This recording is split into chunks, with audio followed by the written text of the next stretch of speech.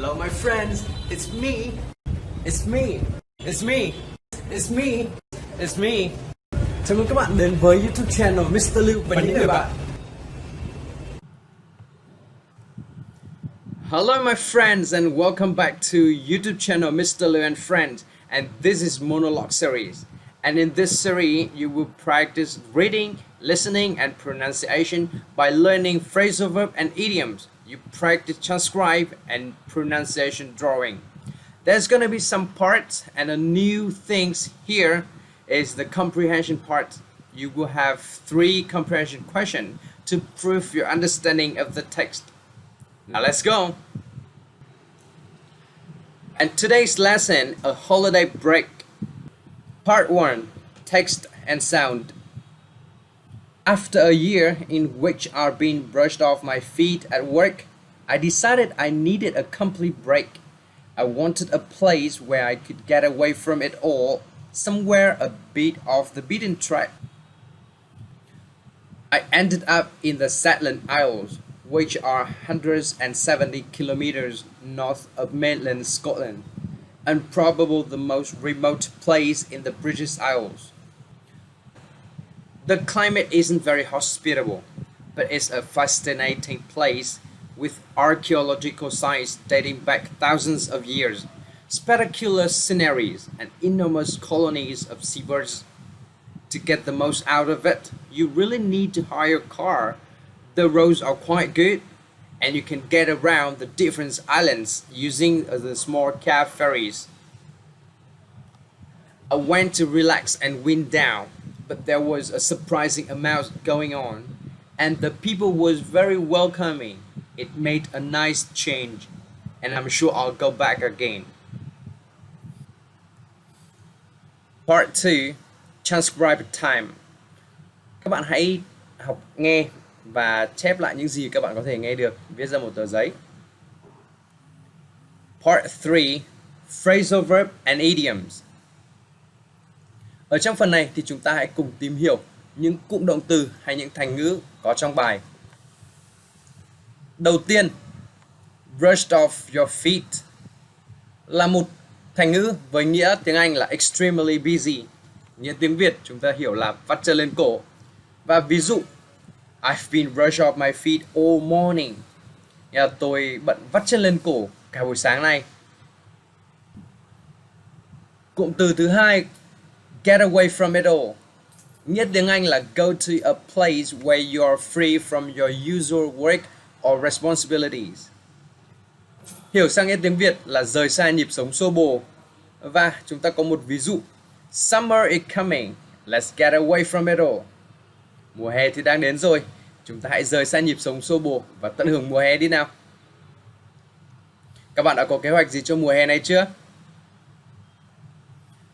Cụm từ tiếp theo, off the beaten track. Với nghĩa tiếng Anh là far away from other people, houses, etc. Nghĩa tiếng Việt là xa lạ, không thường thấy. Để hình dung được nghĩa của cụm từ này thì chúng ta hãy lấy một ví dụ như sau. I love to go off the beaten track when traveling. Với nghĩa tiếng Việt dịch ra là tôi yêu thích việc đi đến những nơi mà thường ít người tới, những nơi xa lạ, những nơi không thường thấy khi mà tôi đi du lịch. Off the beaten track. Cụm từ tiếp theo, end up, với nghĩa tiếng Anh là find yourself in a place or situation that you did not plan to be in. Nghĩa tiếng Việt thì chúng ta hiểu là kết thúc là, cuối cùng là chúng ta tìm thấy bản thân mình ở trong một tình huống hay là ở một nơi mà chúng ta đã không có lên kế hoạch cho việc ở đó. Có một ví dụ như sau. After 2 weeks of traveling around Europe, we ended up in Paris. Dịch ra là sau 2 tuần đi vòng quanh châu Âu thì cuối cùng chúng tôi đã dừng chân tại Paris. Cụm từ tiếp theo, date back to, một khoảng thời gian nào đó. Nghĩa tiếng Anh là have existed since a particular time in the past or for the periods of time mentioned.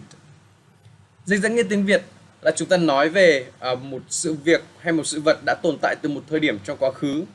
Ví dụ của chúng ta như sau. It's a tradition that dates back at least 1,000 years. Dịch ra tiếng Việt, đây là một truyền thống mà đã có tồn tại từ ít nhất là 1.000 năm về trước.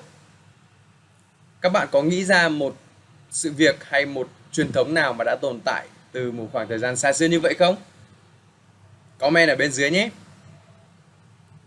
Cụm từ tiếp theo, get something out of something, với nghĩa tiếng Anh là enjoy something or learn or benefit from it. Hiểu nghĩa tiếng Việt là đạt được, lấy được hay giành được một thứ gì đó từ một thứ gì đó. Ví dụ của chúng ta như sau: I'm always able to get something helpful out of our conversations. Dịch ra nghĩa tiếng Việt là tôi luôn luôn có thể rút ra được một bài học gì đó từ những cuộc nói chuyện của chúng ta. Còn các bạn đã rút ra được điều gì rồi? Cụm từ tiếp theo, wind down, với nghĩa tiếng Anh là rest or relax after a period of activities. Hiểu nghĩa tiếng Việt đơn giản đó chính là thư giãn hay thả lỏng. Và ở đây mình có một ví dụ là I'm going to wind down in the countryside this weekend and do nothing. Nghĩa là tôi sẽ về ngoại ô vào cuối tuần này, tôi sẽ thư giãn, nghỉ ngơi và không làm gì cả. Các bạn đã có kế hoạch gì cho cuối tuần này chưa? Cụm từ tiếp theo vô cùng quen thuộc, go on, với nghĩa tiếng Anh là happen và nghĩa tiếng Việt là xảy ra. What's going on? Có chuyện gì đang xảy ra vậy? Make a change chính là cụm từ tiếp theo, với nghĩa tiếng Anh là used to say that an activity is enjoyable because it's different from what you usually do. Nghĩa tiếng Việt đó chính là những thay đổi hay những đổi mới. Có một ví dụ như sau: When you want to make a change in your life, you can only start by stepping up. Nghĩa là khi mà bạn muốn thay đổi cuộc sống của mình, bạn chỉ có thể bắt đầu bằng việc bước về phía trước. Get around something, cụm từ tiếp theo, nghĩa tiếng Anh là go to different places within an area. Hiểu nghĩa tiếng Việt đó chính là đi xung quanh một khu vực nào đó. Tôi có một ví dụ như sau: I like getting around by bike. Tôi thích đi xung quanh bằng xe đạp. Tức là bạn muốn có một sở thích là bạn muốn đạp xe lòng vòng để đi khám phá xung quanh khu mà bạn ở, khu mà bạn thường hay lui tới đó.